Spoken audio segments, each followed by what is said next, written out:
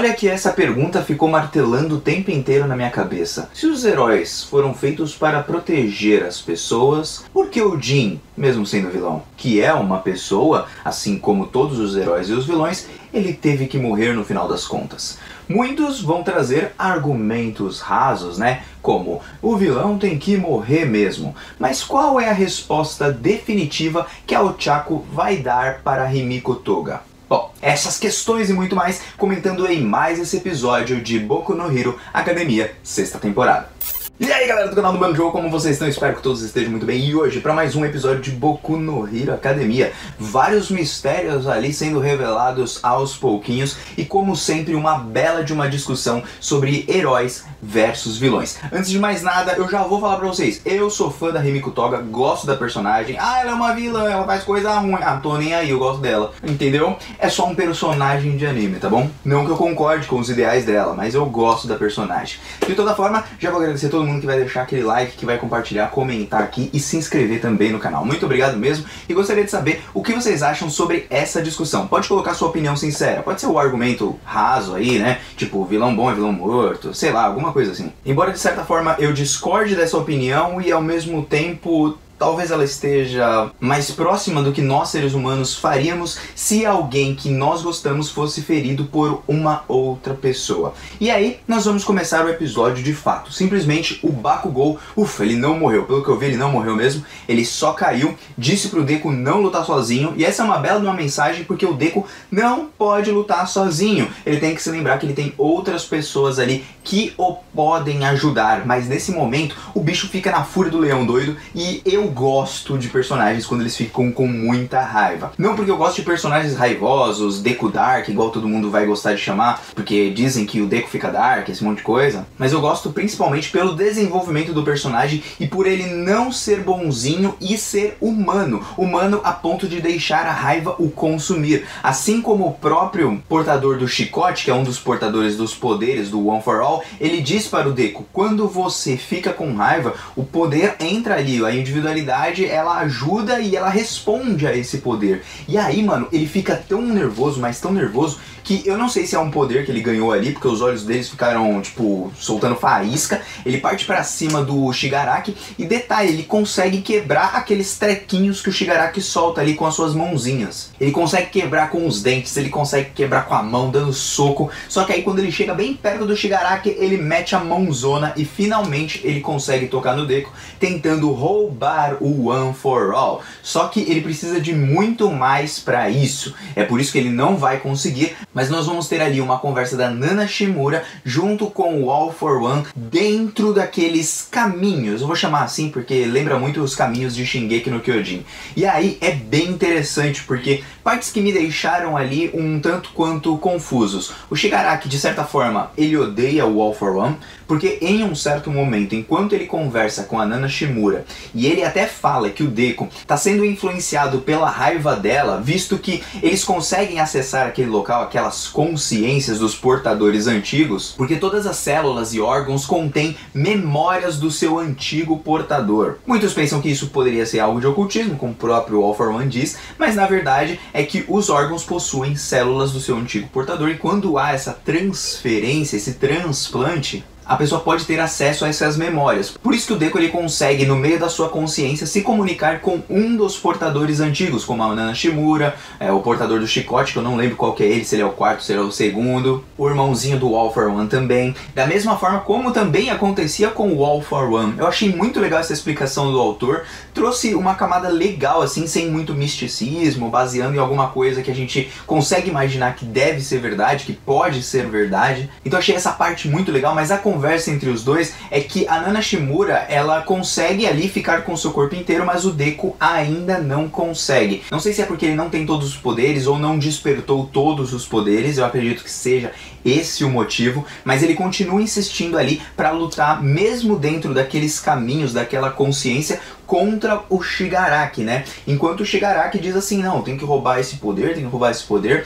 Só que o Shigaraki, você vê que ele já começa a querer se desprender também um pouquinho do All for One. Ele começa a ver a vida dele mesmo como própria sua, e não do seu mestre. Mesmo que o seu mestre queira o ajudar, de certa forma ele quer que o seu mestre saia, ó, sai mestre, não quero que você fique aqui do meu lado não, essa é a minha vida, eu vou fazer do meu jeito. Você me deu o poder? Beleza, mas tu tá preso, agora sou eu que comando essa parada. Eu gostei disso porque abre um preceito para uma briga entre os dois em um certo momento, e aí talvez o Shigaraki perceba que a cagada que ele fez foi enorme ao se juntar com o All for One, embora foi o único que o acolheu quando ele estava na pior. Claro, muito por conta de que ele está se aproveitando do Shigaraki. Então é bem interessante essa conversa. A própria Nana Shimura, eu acredito que ela tá com muita raiva do All for One, principalmente por ter usado o seu neto, né, uma pessoa muito querida, que é o filho do Kotaro. E, pô, é triste porque o filho dela morreu, né, que quem foi que matou foi o Shigaraki. Outro detalhe é, o Shigaraki ainda tem raiva da sua avó, ele ainda considera ela, por exemplo, uma pessoa ruim no ponto de vista dele, e é então que eles tentam ali numa briga e tudo mais roubar os poderes do One for All, só que a Nana Shimura consegue segurar ali um pouquinho, ao mesmo tempo também aparece o irmão dele, o primeiro portador ali também segurando, e não só porque eles foram os escolhidos, mas porque eles são as pessoas que vieram para lutar contra o All for One, contra esses poderes, contra esse ideal. É muito legal esse momento, a trilha sonora vai crescendo, vai crescendo, vai crescendo. Eu quero entender se o Shigaraki realmente, de uma forma ou de outra, odeia o All for One, talvez porque o All for One quisesse cuidar dele como um pai, mas ele queria ser livre, fazer todas as coisas do jeito que ele queria, como se fosse uma criança mimada. Não sei se pode ser isso ou algum outro motivo. E aí quando eles entram nesse embate, o Deku mostra que ele quer salvar as pessoas, mesmo que isso fira o seu próprio corpo. Vai além do senso comum. Então ele é naturalmente um herói de verdade. Tanto até que o Sten o reconhece como tal. Por isso que quando ele olha para o All Might, que é uma pessoa que não ligava para status, mas sim para salvar pessoas, ele admirava o All Might, mas não os outros heróis. Eu gosto dessa pegada assim de discussão de quem é o herói de verdade, será que é bom de verdade, será que é ruim de verdade, quais as camadas de cada personagem. Essa parte foi demais, aí o Deku sai correndo atrás dele assim, como se fosse dar um golpe nele, aí os dois brilha a luzinha e cada um vai para um canto ali. Só que enquanto cada um vai para um canto, o Bakugou tá lá caindo, vou morrer e tal. E aí o Shigaraki começa a cair também, e aí acaba essa parte, eles trocam de cena, e aí nesse momento eu pensei, puta merda, não troca de cena quando o bagulho tá bom, mas aí eles tinham que colocar Himiko Toga no negócio.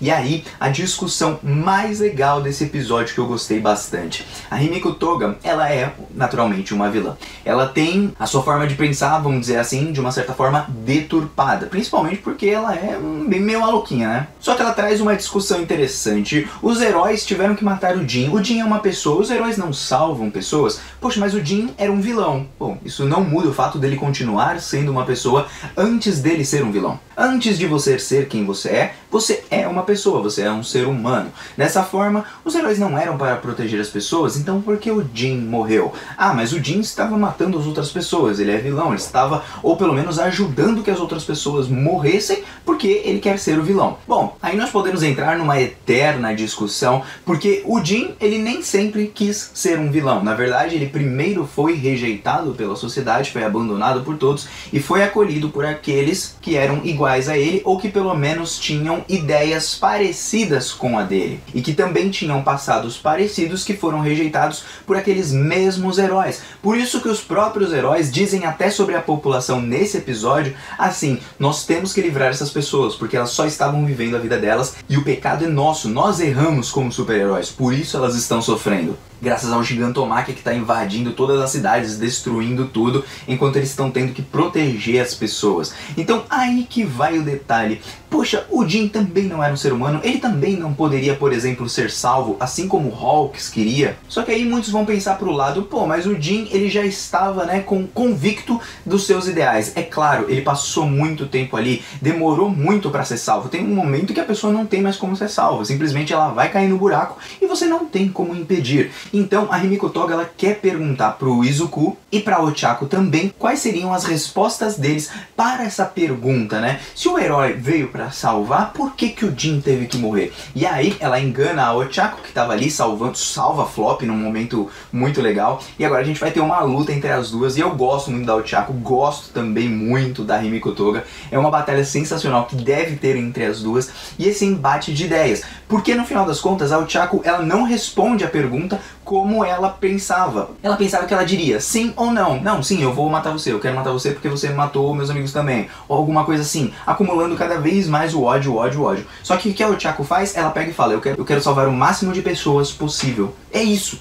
Simplesmente essa é a resposta certa para um super-herói. Não tem uma resposta um tanto quanto super mirabolante, complexa e tudo, mas na verdade o super-herói tá ali para proteger o máximo de pessoas possíveis, porém talvez a Himiko Toga traga alguns outros argumentos em cima da Ochako também, deixando essa luta cada vez mais interessante com vários ideais sendo travados naquele momento. É isso que eu gosto muito em Boku no Hero Academia e é ali que termina o episódio. Gente, sinceramente falando, é uma pergunta que fala pra vocês que ela não tem uma certa resposta. Eu não conseguiria responder, por exemplo. Até porque, num momento de raiva, você acha que eu vou pensar que o vilão, por exemplo, ele é o bonzinho e tudo, que ele tem que ser salvo de alguma forma? Não, não vou pensar. No momento de raiva eu vou agir, por exemplo, como um Deku. E eu admito isso. Isso aí é pra porrada, ele ia lá meter o vácuo em cima do cara e já era. Assim como o Hawks fez, faria igual se eu estivesse com raiva. Não na situação do Hawks, mas se caso, sei lá, o Twice tivesse acabado de matar, sei lá, alguém que o Hawks gosta muito, o Endeavor. E aí, tipo, você fica assim, puta, eu vou lá matar ele mesmo.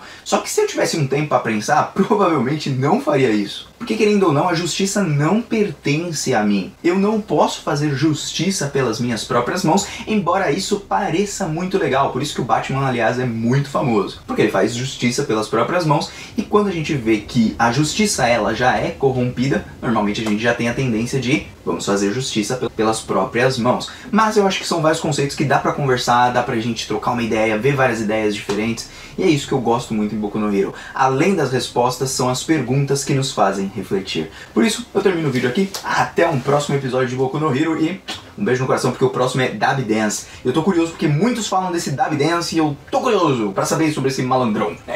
Tô indo nessa, até uma próxima. Beijo no coração, fui, valeu.